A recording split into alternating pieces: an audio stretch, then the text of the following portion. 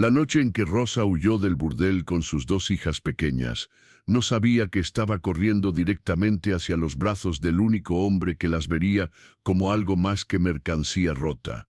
El guerrero apache Kele acababa de perder a su esposa y sus 3 hijos necesitaban una madre. El destino tenía planes que ninguno de ellos podía imaginar. En las calles empedradas de Santa Cruz, Sonora, donde el pecado se comerciaba con la misma naturalidad que el maíz en el mercado, vivía Rosa Mendoza, una mujer de 26 años cuya belleza había sido su maldición desde que cumplió los 15. Su cabello negro caía en ondas hasta su cintura, y sus ojos color avellana guardaban historias que ninguna mujer debería vivir. Pero lo que más la definía no era su rostro, sino las 2 pequeñas vidas que había traído al mundo en las habitaciones oscuras de la Casa de las Flores Rojas. Elena tenía 7 años y los ojos más tristes que una niña podía tener. Había nacido en una noche de tormenta, cuando Rosa tenía apenas 19 años y todavía creía que algún día podría escapar de ese infierno. La pequeña Sofía, de apenas 4 años, no conocía otro hogar que las habitaciones prohibidas donde su madre trabajaba. Ambas niñas habían aprendido a ser invisibles, a esconderse en los rincones cuando llegaban los clientes, a no hacer preguntas sobre por qué mamá lloraba algunas noches. Don Ramiro Salazar era el dueño de la Casa de las Flores Rojas. Un hombre de 50 años con bigote gris y ojos que calculaban el valor de las personas como si fueran ganado. Había comprado a Rosa cuando era apenas una adolescente, pagando sus deudas familiares a cambio de 10 años de servicio. Esos 10 años se habían convertido en 11, luego en 12, porque cada vez que Rosa intentaba ahorrar algo, don Ramiro inventaba nuevas deudas. La comida de las niñas, la ropa que usaban, hasta el jabón con el que se bañaban, todo se sumaba a una cuenta que nunca disminuía. La habitación que compartían las 3 era pequeña, apenas suficiente para un catre estrecho donde dormían apretadas como sardinas. Las paredes estaban manchadas de humedad y el techo goteaba cuando llovía. Pero Rosa había convertido ese espacio miserable en un santuario para sus hijas. Por las noches, después de que terminaba su trabajo y cuando las niñas ya dormían, ella cosía pequeños vestidos con retazos de tela que encontraba. Les contaba historias de princesas y castillos, de mundos donde las niñas podían correr libres bajo el sol sin temer las miradas lascivas de hombres crueles. Elena, a pesar de su corta edad, había desarrollado un instinto protector hacia su hermana menor. Cuando Sofía lloraba de hambre, Elena le cantaba las canciones que Rosa les había enseñado. Cuando los hombres subían las escaleras con pasos pesados, Elena tapaba los oídos de Sofía y le susurraba que todo estaría bien. La niña mayor había visto demasiado para sus 7 años. Había escuchado cosas que robarían la inocencia de cualquier niña, pero luchaba cada día por preservar lo poco que quedaba de la infancia de su hermana. Fue en una noche de marzo, cuando el aire todavía llevaba el frío del invierno, que todo cambió para siempre. Don Ramiro había estado bebiendo más de lo habitual, y sus ojos se posaban con frecuencia creciente en Elena. Rosa lo había notado durante semanas, la forma en que él observaba a su hija mayor cuando la niña cruzaba el patio. Esa noche, cuando él subió las escaleras con paso tambaleante y se detuvo frente a la puerta de Rosa, ella supo que había llegado el momento que había temido desde que Elena nació. La puerta se abrió de golpe y don Ramiro entró con una sonrisa que helaba la sangre. Traía en la mano un vestido pequeño, blanco, del tipo que las niñas usaban para sus primeras comuniones. Lo arrojó sobre el catre y miró directamente a Elena, quien se acurrucó detrás de su madre como un animalito asustado. «Es hora de que tu hija mayor comience a pagar su parte de la deuda», declaró con voz pastosa por el alcohol. «Tiene la edad suficiente. Algunos de mis clientes pagan muy bien por la inocencia». Las palabras cayeron sobre Rosa como agua hirviendo. Durante años había soportado la humillación. el dolor, la degradación de su propio cuerpo. Había vendido su dignidad, pieza por pieza, para mantener a sus hijas alimentadas y vestidas. Pero esto era una línea que jamás cruzaría. En ese momento, mirando el vestido blanco que representaba la destrucción del alma de su hija, Rosa tomó la decisión más importante de su vida. No, respondió con una voz que no reconoció como suya. Era firme, clara, sin rastro del miedo que la había paralizado durante 11 años. Mi hija no es parte de ninguna deuda. Don Ramiro la miró con incredulidad primero, luego con furia. No tienes opción, mujer. Me perteneces. Ellas me pertenecen. Todo en esta casa es mío. Pero Rosa ya había tomado su decisión. Esa noche, cuando don Ramiro se marchó amenazándola con regresar al día siguiente, ella comenzó a planear lo imposible. No tenía dinero, no tenía ayuda, no conocía el mundo más allá de las paredes de Santa Cruz. Pero tenía algo más poderoso que todo eso. Tenía el amor desesperado de una madre dispuesta a morir antes que ver a sus hijas sufrir su mismo destino. Durante 3 días, Rosa fingió sumisión mientras preparaba su escape. Robó pequeñas cantidades de comida de la cocina, escondiendo pan duro y cecina seca en los bolsillos de su falda. Llenó una cantimplora con agua y la ocultó debajo del catre. Cosió 2 pequeñas mochilas con retazos de tela, donde guardó las pocas pertenencias de sus hijas. Y cada noche, después de que las niñas se dormían, se asomaba por la ventana estudiando las calles, memorizando el camino hacia las afueras del pueblo. Imagina por un momento que eres Rosa. Has vivido 11 años en cautiverio, viendo cómo tus sueños se convierten en pesadillas cada noche. Tus hijas son lo único puro que te queda en este mundo. Ahora, el hombre que te ha esclavizado quiere destruir también la inocencia de tu hija mayor. ¿Tendrías el valor de arriesgarlo todo, de huir hacia lo desconocido sin dinero ni plan, sabiendo que si te atrapan el castigo, será peor que la muerte? La noche elegida para la fuga llegó con una luna nueva que ocultaba el cielo en oscuridad total. Rosa despertó a sus hijas en silencio, poniéndoles los dedos sobre los labios en señal de silencio absoluto. Las vistió con todas las capas de ropa que tenían, sabiendo que el desierto nocturno era despiadado. Elena, con la sabiduría prematura de quien ha vivido en constante alerta, entendió inmediatamente que algo importante estaba sucediendo. Tomó la mano de Sofía y esperó las instrucciones de su madre. «Vamos a irnos de aquí», susurró Rosa, mientras les ponía las pequeñas mochilas en los hombros. «Vamos a ser libres, pero tienen que prometerme que no harán ningún ruido, sin importar lo que pase. Si alguien nos ve, si alguien nos persigue, seguirán corriendo. No se detendrán por nada». Las niñas asintieron con ojos enormes llenos de miedo y esperanza mezclados. Rosa abrió la ventana de su habitación, que daba a un callejón estrecho en la parte trasera del burdel. El salto era de casi 2 metros, pero no había otra opción. Las escaleras estaban vigiladas, y la puerta principal siempre tenía guardias. Rosa bajó primero, aterrizando con un golpe seco que la hizo morder su labio para no gritar de dolor.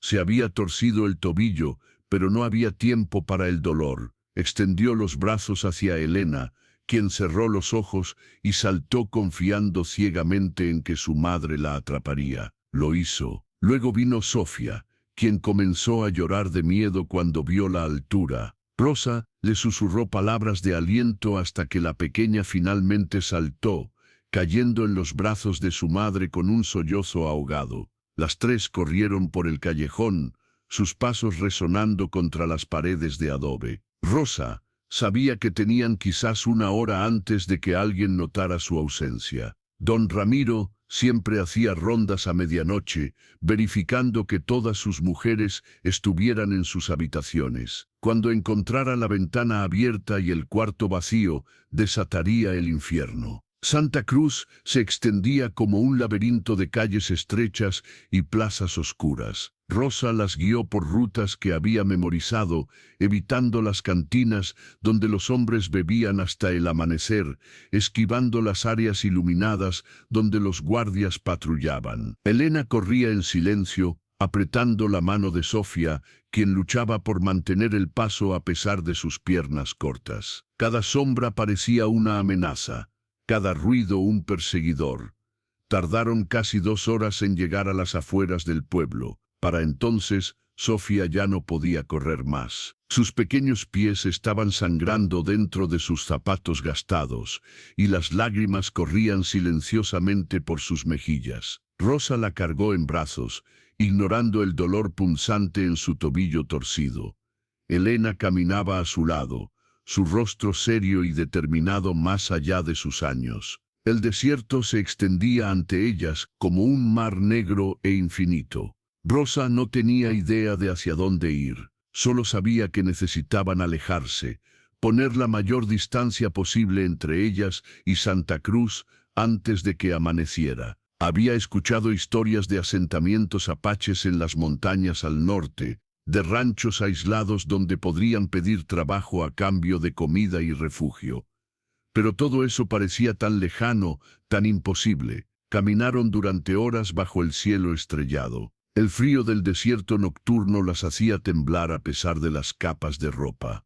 Sofía se había quedado dormida en los brazos de Rosa, su pequeño cuerpo confiando completamente en la protección de su madre. Elena caminaba como una pequeña soldado, negándose a quejarse aunque Rosa podía ver el agotamiento en cada uno de sus pasos. Cuando el cielo comenzó a aclararse con los primeros rayos del amanecer, Rosa supo que necesitaban encontrar refugio. El sol del desierto era implacable y no tenían suficiente agua para sobrevivir un día completo bajo su castigo. Sus ojos escanearon el horizonte buscando cualquier señal de civilización, cualquier estructura que pudiera ofrecerles sombra. Fue Elena quien vio primero el humo, una delgada columna gris que se elevaba desde detrás de una formación rocosa a lo lejos. Donde hay humo, hay gente, pensó Rosa. Pero la gente podía ser tanto salvación como condena. Podían ser viajeros amigables dispuestos a ayudar, o podían ser hombres de don Ramiro rastreándolas ya. No tenemos opción, murmuró Rosa más para sí misma que para sus hijas. Debemos arriesgarnos. Se dirigieron hacia el humo con pasos cada vez más lentos. Rosa podía sentir que su cuerpo estaba llegando al límite. No había dormido. Había caminado kilómetros con un tobillo lesionado mientras cargaba a una niña de 4 años. El hambre y la sed comenzaban a nublar su mente. Pero no podía detenerse. Detenerse significaba morir, y morir significaba dejar a sus hijas solas en el mundo. Cuando finalmente rodearon la formación rocosa, Rosa vio algo que la hizo detenerse en seco. No era un campamento de viajeros mexicanos. Era algo completamente diferente. 3 estructuras bajas hechas de ramas y pieles de animal estaban dispuestas en semicírculo alrededor de un fuego que ya casi se había extinguido. Cerca había caballos atados, y en el aire flotaba un olor a carne asada que hizo que el estómago de Rosa gruñera de hambre. Y entonces lo vio. Un hombre emergió de una de las estructuras, alto y de piel bronceada, con cabello negro que le caía hasta los hombros. Vestía pantalones de cuero y una camisa sin mangas que revelaba brazos marcados por cicatrices. Era apache. No había duda. Rosa había visto apaches antes, cuando ocasionalmente pasaban por Santa Cruz para comerciar. Pero siempre había estado protegida detrás de las paredes del burdel. Ahora estaba completamente expuesta, vulnerable, con 2 niñas pequeñas que dependían de ella. El hombre la vio inmediatamente. Su mano se movió instintivamente hacia el cuchillo en su cinturón, sus ojos entrecerrándose mientras evaluaba la amenaza. Luego su mirada se posó en las 2 niñas, una dormida en los brazos de Rosa y la otra aferrada a las faldas de su madre. Su expresión cambió sutilmente, la tensión en sus hombros relajándose ligeramente. Rosa sabía que tenía segundos para tomar una decisión. Podía dar media vuelta y huir, aunque sabía que no llegaría muy lejos en su condición. O podía arriesgarse, confiar en la humanidad de este extraño, apostar su vida y las de sus hijas a que él vería su desesperación y ofrecería ayuda en lugar de violencia. «Por favor», murmuró en voz apenas audible. «Por favor, necesitamos ayuda». El hombre se quedó inmóvil durante un largo momento, estudiándola con ojos que no revelaban nada. Luego, lentamente, bajó la mano de su cuchillo. Hizo un gesto hacia el fuego casi extinguido, una invitación silenciosa. Rosa dio 3 pasos vacilantes, antes de que sus piernas finalmente cedieran. Cayó de rodillas, apretando a Sofía contra su pecho, mientras Elena se dejaba caer a su lado agotada. El hombre se acercó con cautela, como si temiera asustar a un animal herido. Fue entonces cuando Rosa escuchó otras voces. 3 niños salieron de una de las estructuras, frotándose los ojos soñolientos. Un niño de unos 9 años, una niña de aproximadamente 6 y otro niño que parecía tener 4. Miraron a los visitantes inesperados con curiosidad mezclada con recelo. El hombre habló en apache a los niños, palabras que Rosa no entendió. Luego se volvió hacia ella y habló en español con acento marcado pero comprensible. «Soy Kele. Estos son mis hijos, Aiga, Kimi y Nitis. Están solas». No era una pregunta, sino una afirmación. Rosa asintió, las lágrimas finalmente desbordándose después de horas de contenerlas. «Huimos», susurró, «de un lugar muy malo. Por favor, no nos envíe de regreso. Haré lo que sea. Trabajaré, cocinaré, lo que necesite. Solo no nos envíe de regreso». Kele la miró durante un largo momento. Sus ojos se posaron en el tobillo hinchado de Rosa, en las ropas rasgadas de las niñas, en las pequeñas mochilas que hablaban de una huida apresurada. Algo en su expresión se suavizó. «Nadie será enviado a ningún lado», dijo finalmente. «Primero, agua, luego comida, después descanso. Hablaremos cuando el sol esté alto». Hizo un gesto a su hija Kimi, quien corrió a buscar una cantimplora. La niña apache se la ofreció tímidamente a Rosa, quien bebió con avidez antes de despertar suavemente a Sofía para darle de beber también. Elena tomó la cantimplora con manos temblorosas y bebió en pequeños sorbos controlados, como si temiera que fuera la última agua que recibiría. Kele había reavivado el fuego y estaba calentando lo que parecía ser un guiso de carne y maíz en una olla de barro. El aroma era tan delicioso que el estómago de Rosa gruñó audiblemente. Los 3 niños apache observaban a las recién llegadas con fascinación no disimulada. Aiga, el mayor, se acercó lentamente a Elena. «¿Cómo te llamas?», preguntó en español entrecortado. «Elena», respondió la niña en voz apenas audible. «Ella es mi hermana Sofía. Yo soy Aiga, ella es Kimi, y él es Nitis», dijo señalando a sus hermanos. «¿Tienen hambre?». No era una pregunta, pero Elena asintió de todas formas. Aiga le ofreció su mano y la ayudó a levantarse, guiándola hacia el fuego. Kimi tomó a Sofía de los brazos de Rosa con una ternura sorprendente, permitiendo que Rosa finalmente descansara sus brazos doloridos. Mientras las niñas comían, Kele observaba a Rosa con ojos analíticos. Podía ver las marcas en sus muñecas, donde alguna vez hubo cadenas, las cicatrices apenas visibles en su cuello, la forma en que sus ojos se movían constantemente como buscando peligro. Conocía esas señales. Había visto mujeres de su propia tribu con esa misma mirada, después de ser capturadas y abusadas por soldados mexicanos. «¿De qué huyen exactamente?», preguntó Kele, una vez que las niñas estuvieron ocupadas comiendo. Rosa vaciló. La vergüenza de su pasado era un peso que había cargado sola durante 11 años. Nunca había tenido que explicarlo.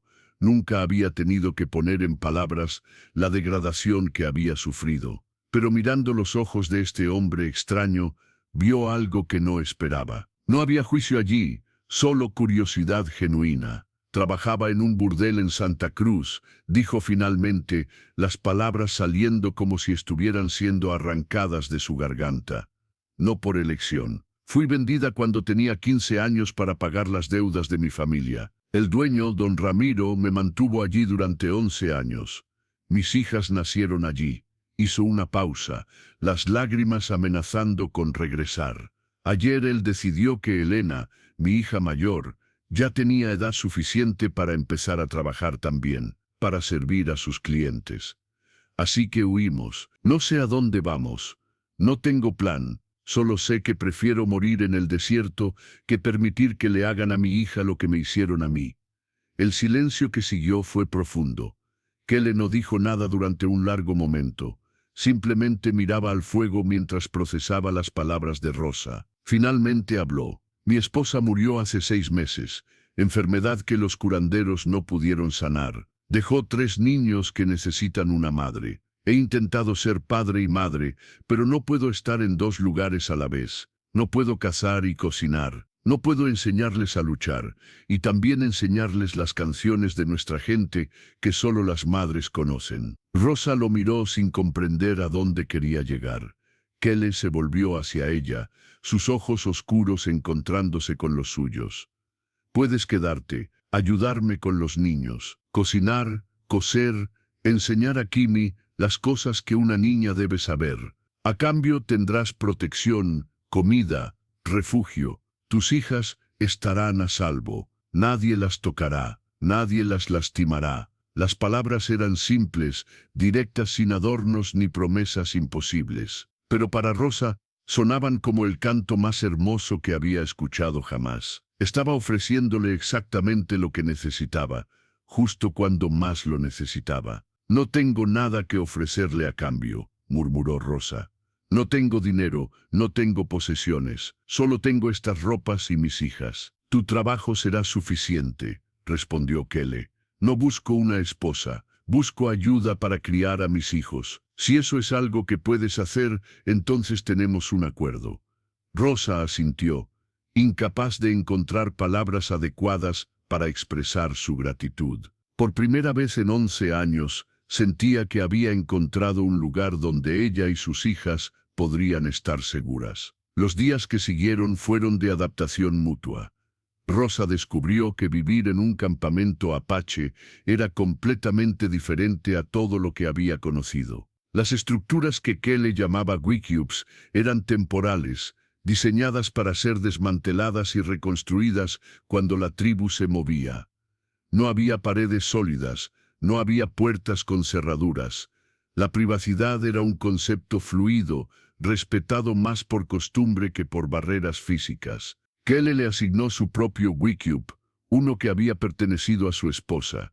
Era pequeño pero funcional, con pieles de venado para dormir y una pequeña área para cocinar. Elena y Sofía exploraban su nuevo hogar con ojos maravillados, tocando todo con cuidado como si temieran que desapareciera si presionaban demasiado fuerte. Los 3 niños apache habían aceptado la presencia de las recién llegadas con la facilidad de los niños que aún no han aprendido los prejuicios de los adultos. Aiga había tomado un interés particular en Elena, enseñándole palabras en apache y mostrándole cómo rastrear animales pequeños. Kimi y Sofía se habían vuelto inseparables a pesar de la barrera del idioma, comunicándose en el lenguaje universal de las niñas pequeñas que involucra mucho juego y risas. Nitis, el más pequeño, seguía a todos lados como una sombra curiosa. Rosa se sumergió en el trabajo con una dedicación que sorprendió incluso a Kelly. Se levantaba antes del amanecer para preparar el desayuno, cocinando los alimentos que Kelly traía de sus cacerías de formas que los niños nunca habían probado. Lavaba la ropa en el arroyo cercano, remendaba las prendas rasgadas, curtía las pieles que Kelly traía. Por las tardes, cuando el calor del día se volvía insoportable, reunía a los 5 niños bajo la sombra de un árbol y les contaba historias. Kelly observaba todo esto desde la distancia, impresionado por la transformación. La mujer rota y aterrorizada que había llegado a su campamento apenas una semana atrás estaba floreciendo como una flor del desierto después de la lluvia. Sus ojos ya no buscaban constantemente peligro. Sus hombros ya no estaban permanentemente encorvados en sumisión. Y lo más notable de todo, había comenzado a sonreír.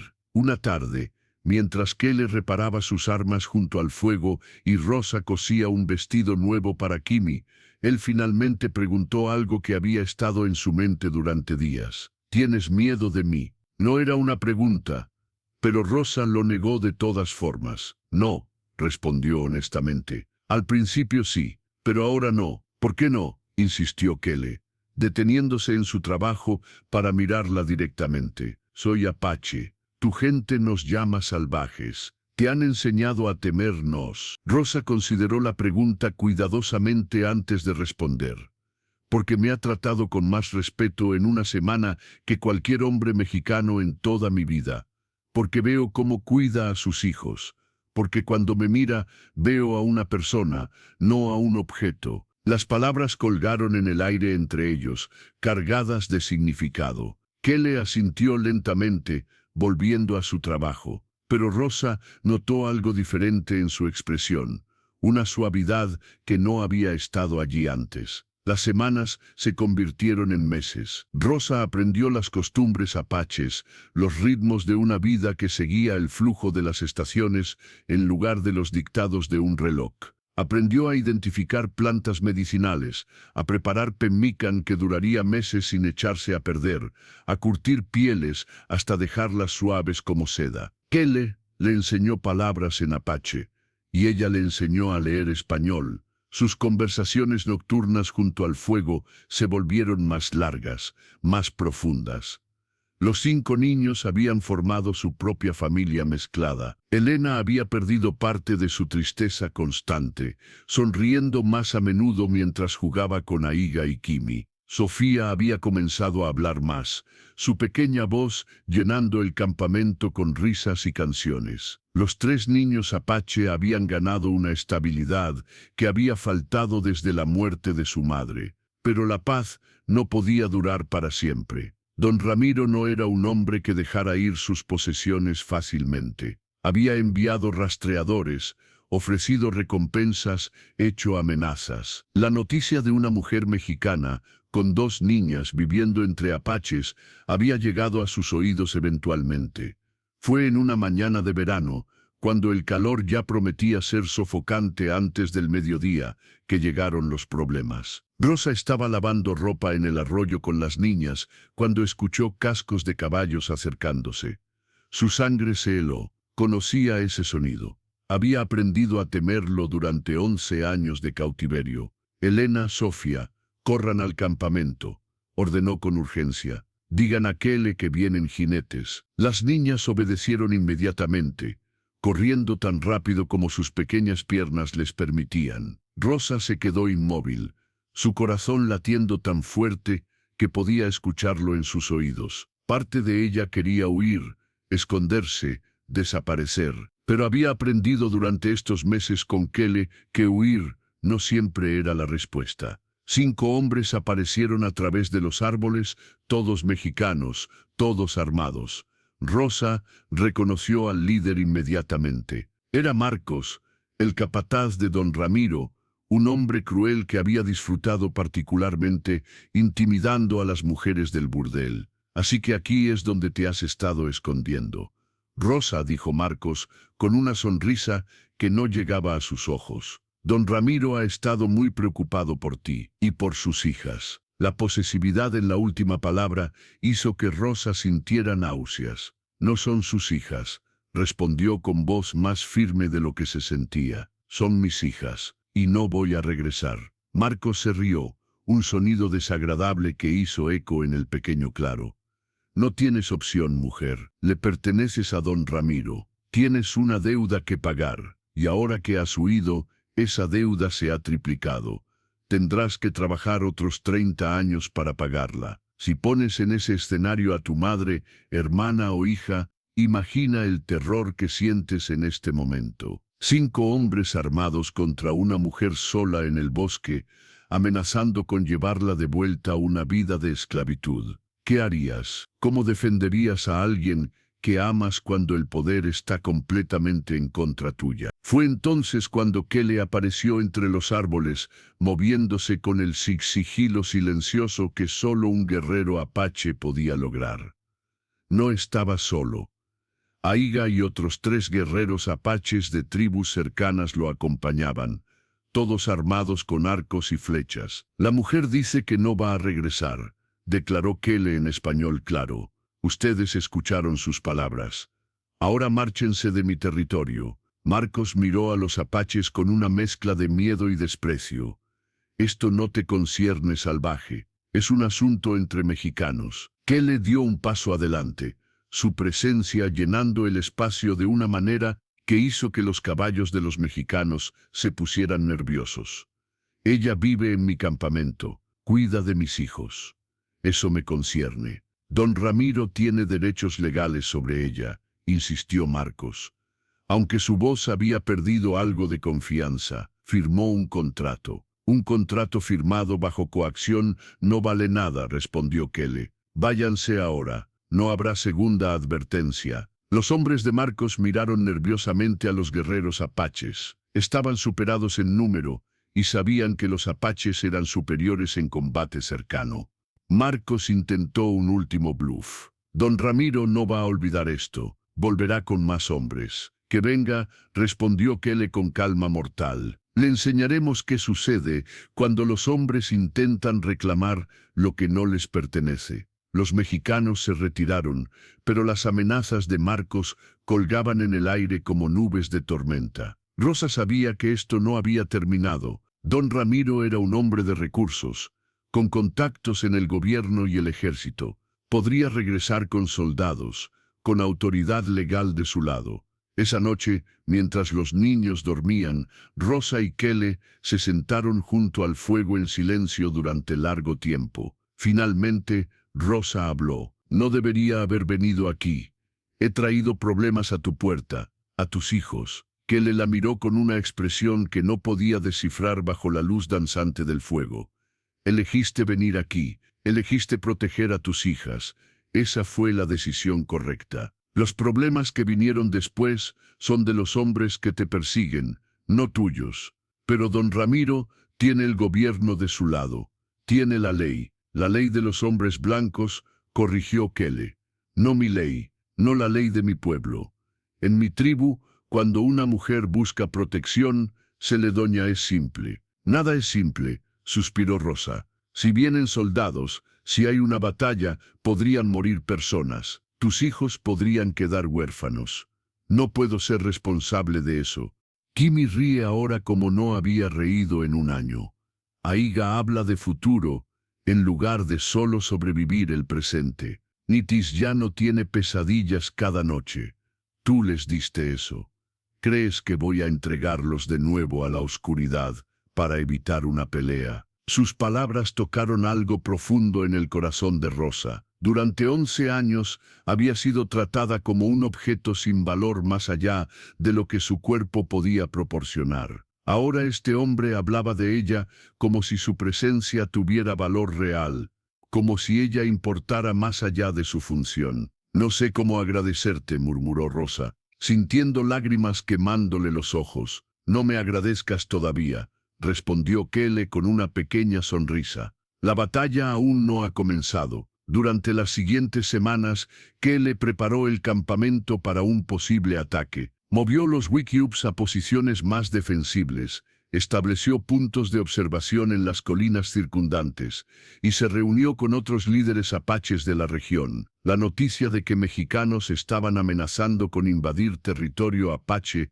para reclamar a una mujer había enfurecido a muchos. Vieron en esto un eco de los incontables abusos que habían sufrido a manos de colonizadores. Rosa continuó con sus tareas diarias, pero ahora había una tensión en el aire que hacía que cada ruido pareciera una amenaza potencial. Los niños sentían la inquietud de los adultos y se volvieron más callados, más pegados a Rosa y Kelly. Una noche, después de acostar a los niños, Rosa encontró a Kele afilando su cuchillo bajo las estrellas. Se sentó a su lado en silencio, observando el movimiento hipnótico de la piedra contra el metal. «Mi esposa murió de fiebre», dijo Kele de repente, sin apartar los ojos de su trabajo. «La vi consumirse durante semanas, incapaz de hacer nada, excepto sostener su mano. Los curanderos probaron todas las medicinas que conocían. Recé a todos los espíritus,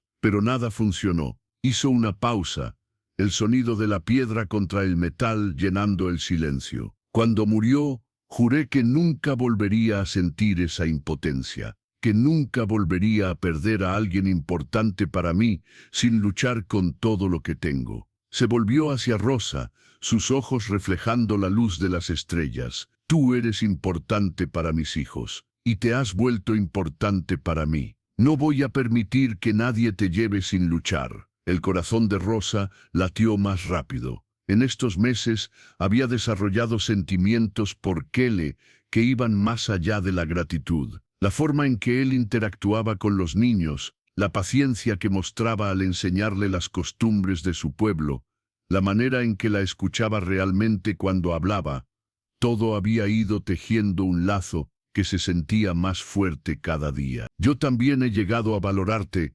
admitió Rosa suavemente. «Cuando llegué aquí, estaba rota, creía que nunca volvería a confiar en un hombre.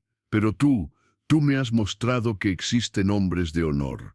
Kele dejó el cuchillo a un lado y tomó la mano de Rosa entre las suyas. Sus manos eran ásperas por años de trabajo, pero su toque era gentil. «No como hombre y posesión», aclaró, «como iguales que eligen estar juntos». Rosa asintió, incapaz de confiar en su voz para no quebrarse. Por primera vez en su vida, sentía que era vista como una persona completa, con pensamientos y sentimientos que importaban. No era solo un cuerpo para ser usado, ni solo manos para trabajar. Era Rosa, y eso era suficiente. El ataque llegó 2 semanas después, pero no de la manera que esperaban. Don Ramiro no vino con soldados ni con fuerza militar. Vino con el sacerdote del pueblo, con documentos legales y con una apelación a la religión compartida entre mexicanos. «Rosa Mendoza», declaró el padre Sebastián cuando llegaron al campamento, «has cometido el pecado de abandonar tu puesto asignado por Dios. Has huido de tus obligaciones contractuales y ahora vives en pecado entre paganos. Es mi deber devolverte al seno de la civilización cristiana». Rosa sintió una furia que no sabía que podía sentir. Este hombre, que representaba una iglesia que nunca la había ayudado durante 11 años de abuso, ahora venía a hablarle de pecado y deber. «Padre», respondió con voz clara, «he vivido más cerca de Dios en estos meses entre apaches que en todos los años en su civilización cristiana. Aquí he conocido compasión, respeto y amor verdadero. ¿Dónde estaba la iglesia cuando don Ramiro me mantenía prisionera? ¿Dónde estaban sus sermones sobre la dignidad humana cuando iba a vender a mi hija?» El sacerdote se sonrojó,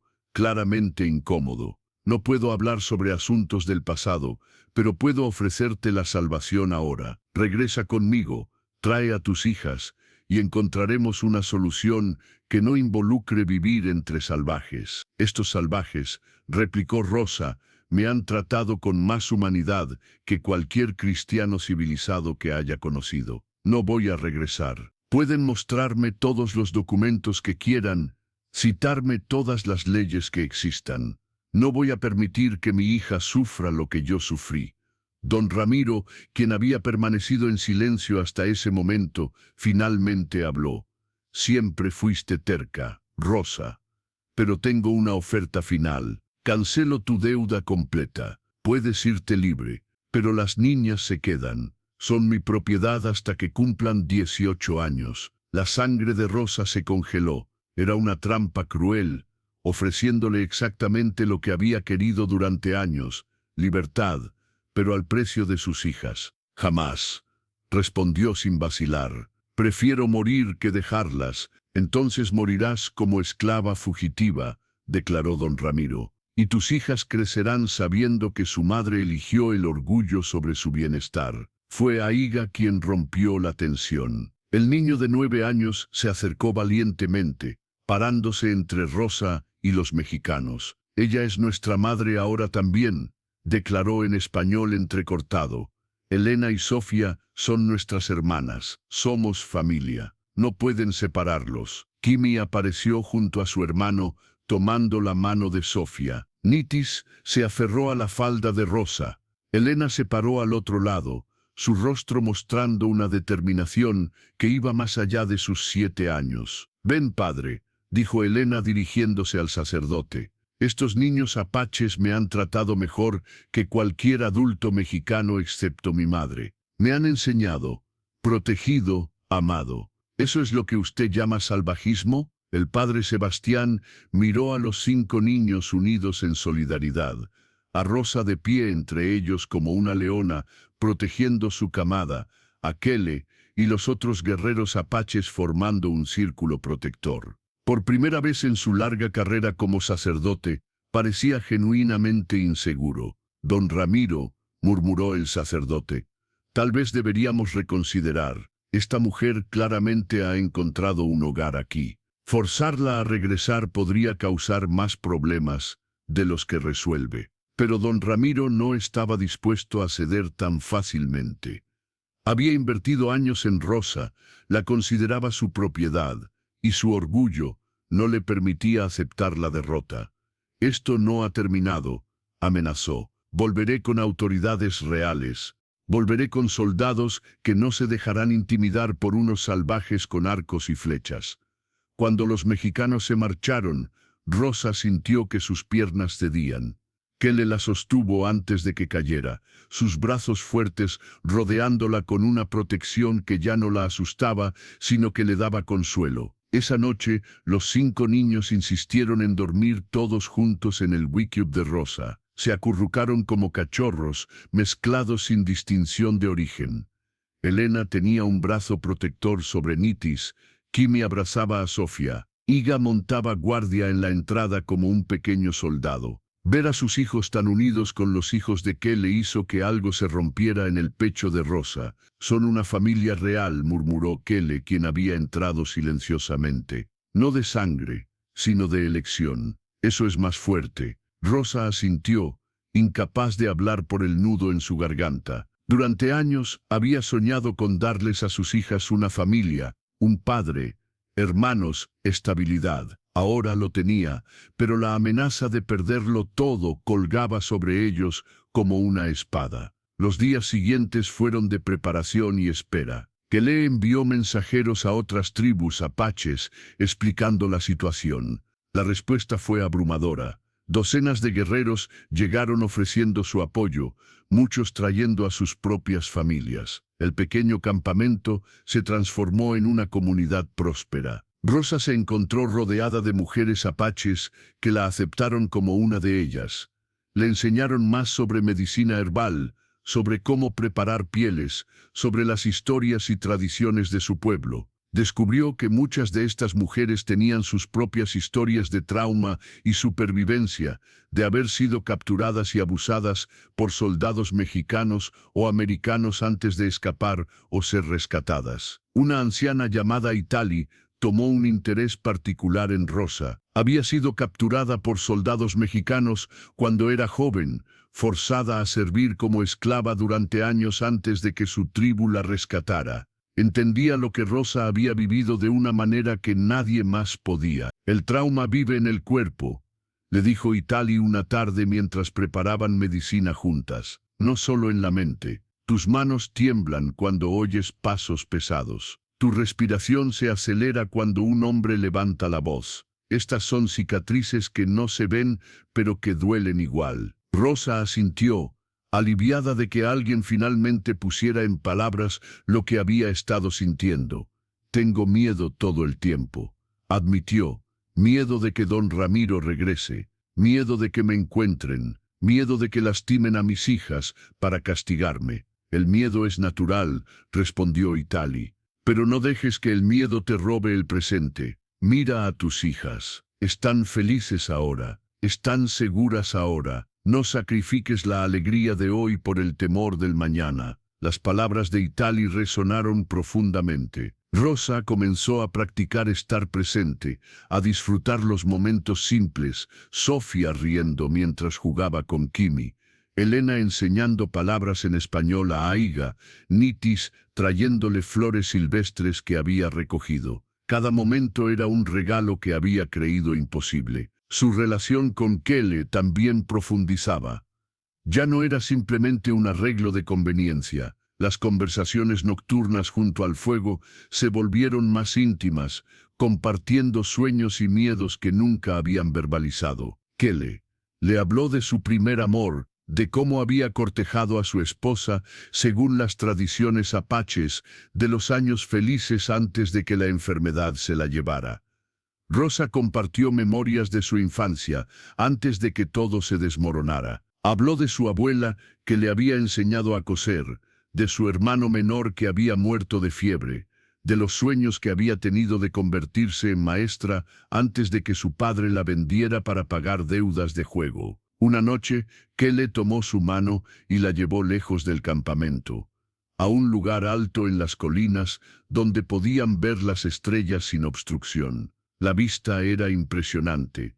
El cielo nocturno se extendía como un manto de diamantes sobre ellos. En mi pueblo, comenzó Kele, cuando un hombre quiere unirse con una mujer, no necesita permiso de sacerdotes o gobiernos. Solo necesitan declarar ante los espíritus y la comunidad que eligen caminar juntos por la vida. Rosa sintió que su corazón se aceleraba. ¿Me estás preguntando? Te estoy diciendo, respondió Kele con una pequeña sonrisa, que si tú eliges, me gustaría que caminaras a mi lado, no como empleada o huésped, como mi compañera, como madre de nuestros 5 hijos, como mi igual en todas las cosas. Las lágrimas corrían por el rostro de Rosa, pero por primera vez en su vida, eran lágrimas de pura felicidad. Sí, susurró, sí, elijo caminar contigo. Se besaron bajo las estrellas, un beso que sellaba no solo su unión, sino el nacimiento de una nueva familia forjada en amor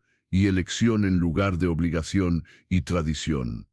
Imagina estar en el lugar de Rosa en este momento. Después de 11 años de horror, de ser tratada como objeto, de perder toda esperanza de amor verdadero, finalmente encuentras a alguien que te ve como persona completa, alguien que no solo te acepta, sino que te celebra.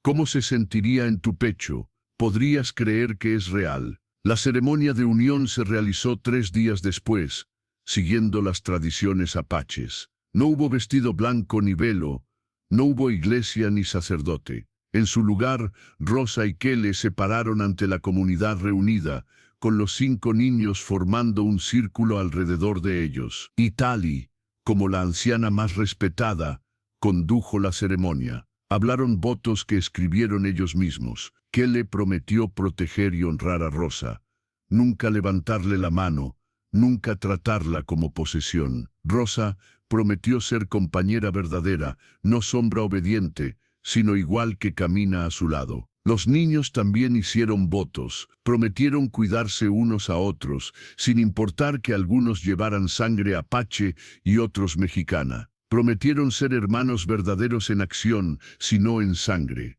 Cuando Sofía y Nitis, los 2 más pequeños, torpemente repitieron sus votos, no había un ojo seco en la audiencia. La celebración duró toda la noche. Hubo comida abundante, música, baile. Las mujeres apaches regalaron a Rosa joyas hechas a mano, reconociéndola como una de ellas. Los guerreros regalaron a Kele pieles y armas, fortaleciendo los lazos de la comunidad. Pero en medio de la celebración llegó un mensajero de una tribu vecina con noticias preocupantes. Don Ramiro había hecho lo que amenazó. Había viajado a la capital, había presentado documentos legales, había contado una historia de una mujer secuestrada por salvajes apaches. Las autoridades habían escuchado y ahora una expedición militar se estaba preparando. Vendrán con al menos 50 soldados, informó el mensajero. Bien armados, bien entrenados, Dicen que van a rescatar a ciudadanos mexicanos de cautiverio apache, pero todos sabemos que es solo pretexto para atacar nuestro territorio. La alegría de la celebración se evaporó, reemplazada por tensión táctica. Los líderes se reunieron para discutir estrategia. Algunos argumentaban por la guerra, otros por la diplomacia, otros por la huida más profunda en territorio apache, donde los soldados no se atreverían a seguir. Kelly escuchó todos los argumentos antes de hablar. No podemos huir cada vez que amenacen. No podemos ceder territorio cada vez que presionen. Pero tampoco podemos permitirnos una guerra abierta contra el ejército mexicano. No ahora, no cuando tenemos mujeres y niños que proteger. Se volvió hacia Rosa. Esto comenzó por ti, pero ya no se trata solo de ti. Se trata de si vamos a permitir que los mexicanos dicten cómo vivimos en nuestra propia tierra. Pero la decisión final debe ser tuya. Si quieres irte para evitar el conflicto, nadie te juzgará. Rosa miró a su alrededor. Vio a Itali, quien había sobrevivido su propio cautiverio. Vio a las otras mujeres apaches que la habían acogido. Vio a los guerreros dispuestos a arriesgar sus vidas. Y sobre todo, vio a los 5 niños que ahora eran su familia. No voy a huir, declaró. No otra vez. He huido toda mi vida. Huí de mi familia cuando me vendieron. Huí del burdel cuando amenazaron a Elena. Si sigo huyendo, nunca dejaré de correr. Es hora de plantarse y luchar por el derecho a existir en paz. Su declaración fue recibida con murmullos de aprobación. Los líderes comenzaron a trazar planes. No buscarían el conflicto, pero se prepararían para defenderse si era necesario. Establecerían vigías, fortificarían posiciones y, lo más importante, enviarían mensajeros a las autoridades mexicanas con una narrativa diferente. Rosa misma escribió una carta, sus años de educación finalmente útiles. En ella explicaba claramente que no era prisionera sino esposa por elección, que sus hijas no habían sido secuestradas sino rescatadas, que la verdadera injusticia había sido su esclavitud en el burdel de don Ramiro. La carta fue enviada a múltiples autoridades, incluidas aquellas en la capital y en la iglesia. También escribió a su familia, algo que no había hecho en 11 años. Les contó todo, las circunstancias de su venta, los años de abuso, su escape, su nueva vida. No les pidió nada, ni perdón ni reconciliación. Simplemente les informó que estaba viva, feliz, y que sus nietas estaban bien cuidadas. Las respuestas llegaron más rápido de lo esperado. La carta a las autoridades había causado un escándalo. Don Ramiro había presentado su caso como un rescate humanitario, pero ahora múltiples voces cuestionaban su versión. El obispo de la región, presionado por el padre Sebastián, cuya conciencia finalmente había despertado, abrió una investigación sobre la Casa de las Flores Rojas. Lo que descubrieron horrorizó incluso a oficiales curtidos. Registros de niñas, compradas tan jóvenes como 12 años. Contratos de deuda, diseñados para nunca ser pagados. Testimonios de otras mujeres que habían estado atrapadas allí durante décadas. Don Ramiro fue arrestado, su burdel cerrado, las mujeres liberadas. La expedición militar fue cancelada. En su lugar, llegó un oficial de alto rango con un pequeño grupo de escoltas. No para atacar, sino para negociar. Quería verificar que Rosa y sus hijas estaban bien, que no estaban siendo retenidas contra su voluntad. Rosa los recibió no como víctima, sino como matriarca. Se paró junto a Kelly, con los 5 niños alrededor de ellos en perfecta unidad familiar. Habló con claridad y convicción sobre su vida, mostrando las cicatrices en sus muñecas, donde una vez hubo cadenas de don Ramiro, contrastándolas con las pulseras de plata que ahora las adornaban, regalos de su esposo apache. Capitán, declaró Rosa, he vivido 11 años de esclavitud entre mi propia gente. He vivido 6 meses de libertad entre apaches. Déjeme preguntarle, ¿cuál cree que es la civilización verdadera? El capitán, Un hombre de mediana edad, con ojos cansados que habían visto demasiado, asintió lentamente. Señora, oficialmente debo registrar que usted y sus hijas están aquí por voluntad propia. ¿Es eso correcto? Completamente correcto. ¿Y no desea regresar a territorio mexicano? No tengo ningún deseo de regresar. Esta es mi casa ahora. El capitán firmó los documentos necesarios. Antes de marcharse, se acercó a Rosa en privado. Mi hermana trabajó en un lugar como ese, murmuró. No tuvo su suerte. No escapó. Hizo una pausa, sus ojos húmedos. Me alegra que usted sí lo hiciera. Me alegra que encontrara paz. Los meses que siguieron fueron de establecimiento y crecimiento. La comunidad apache prosperó, fortalecida por la publicidad involuntaria del caso de Rosa. Otras mujeres mexicanas que habían estado atrapadas en situaciones similares comenzaron a llegar, buscando refugio y nueva vida. Rosa se convirtió en una figura importante, ayudando a estas mujeres a hacer la transición, enseñándoles las costumbres apaches, mostrándoles que era posible sanar. Su familia floreció. Los 5 niños crecían fuertes y unidos. Elena desarrolló un talento especial para la medicina herbal, trabajando junto a Itali para aprender los secretos curativos de generaciones. Aiga se convirtió en un joven guerrero prometedor, pero también en un estudiante ávido que aprendía a leer y escribir español bajo la tutela de Rosa. Kimi y Sofía eran inseparables, 2 pequeñas sombras que iban juntas a todas partes. Nitis creció como el bebé mimado de la familia, querido por todos. Pero lo más milagroso fue cuando, un año después de su unión con Kele, Rosa descubrió que estaba embarazada. Durante años en el burdel nunca había concebido y había asumido que era estéril. Pero ahora, en este ambiente de amor y seguridad, su cuerpo finalmente se sentía lo suficientemente seguro para crear nueva vida. Cuando le dio la noticia a Kele, vio lágrimas en los ojos del guerrero por primera vez. Un bebé que será puente entre 2 mundos, murmuró con asombro. Apache y mexicano. Un símbolo de que el amor puede conquistar el odio. Los niños estaban extasiados. Compitieron por quién sería el mejor hermano o hermana mayor,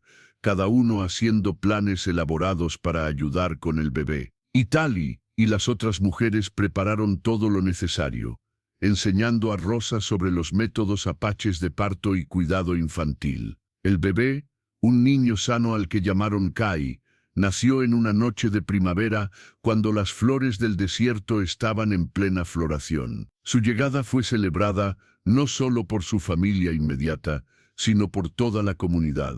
Era un símbolo viviente de esperanza, prueba de que podía crearse belleza de la unión de mundos diferentes. Mientras Rosa sostenía a su hijo recién nacido, rodeada por Kele y sus 5 hijos mayores, pensó en el viaje que la había llevado hasta aquí.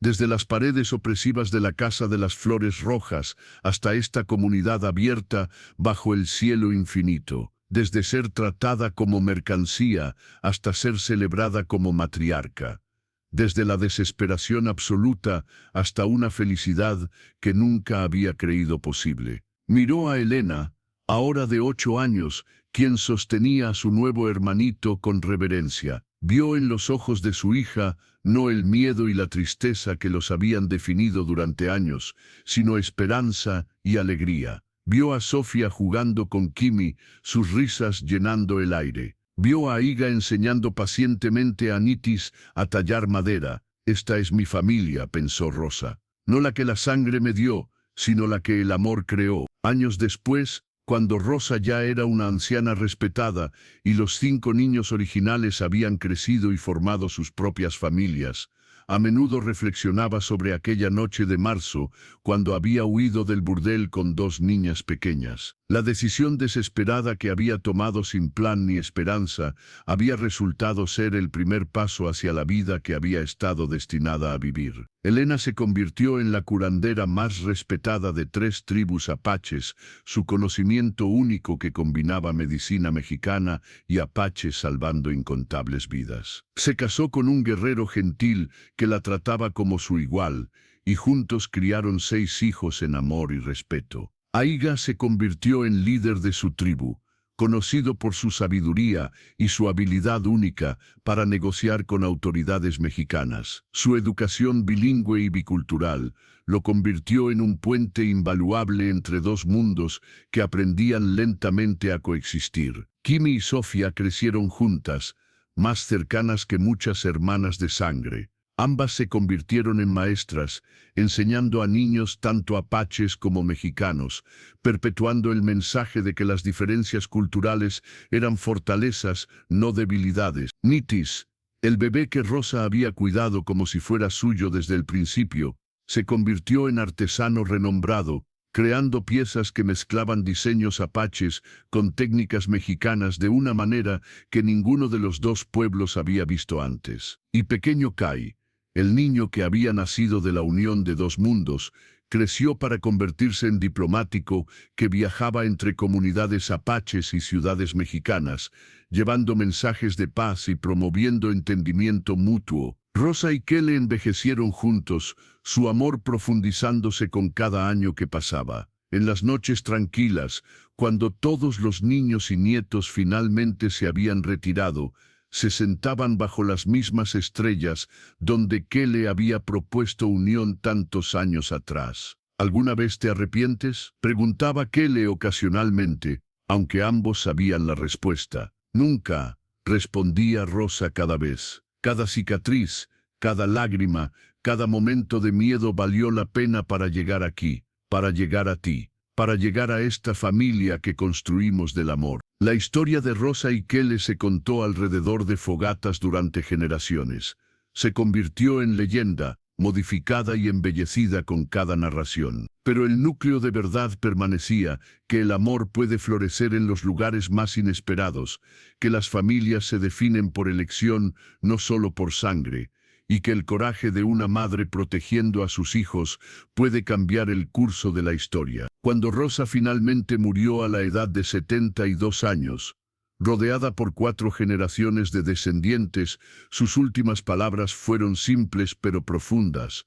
No permitan que nadie les diga lo que valen. El valor de una persona no lo determina dónde nacieron, qué idioma hablan o qué errores cometieron. Lo determina cómo aman, cómo protegen a los vulnerables, cómo se levantan después de caer. Fue enterrada según tradiciones apaches, en una colina con vista al lugar donde había construido su vida. Pero sobre su tumba, tallaron palabras en 2 idiomas, español y apache, declarando para siempre que ella había sido puente entre mundos, madre de muchos, y símbolo viviente de que el amor verdadero puede vencer cualquier frontera. Las 2 niñas que habían escapado del burdel aquella noche de marzo, tantos años atrás, se pararon junto a la tumba de su madre, ahora mujeres mayores con sus propias historias de amor y familia.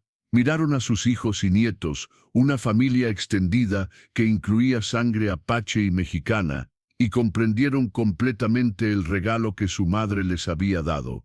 No solo les había dado vida, les había dado libertad. Y esa libertad se había multiplicado a través de generaciones, tocando vidas que nunca conocerían, inspirando coraje en corazones que aún no habían nacido. La historia de Rosa Mendoza, la mujer que huyó de la esclavitud y encontró amor en brazos de un guerrero apache, se convirtió en más que una historia. Se convirtió en testamento de que la esperanza nunca muere completamente, que el amor verdadero existe incluso en los lugares más oscuros, y que una decisión valiente tomada en un momento de desesperación puede cambiar no solo una vida, sino el destino de generaciones enteras. Y en las noches cuando el viento sopla a través del desierto, algunos dicen que todavía pueden escuchar ecos de risas de niños jugando, 5 voces mezcladas en perfecta armonía, apache y mexicano, unidos para siempre en una familia creada, no por tradición o obligación, sino por el poder transformador del amor incondicional y la valentía de una madre que se negó a aceptar que sus hijas sufrieran su mismo destino.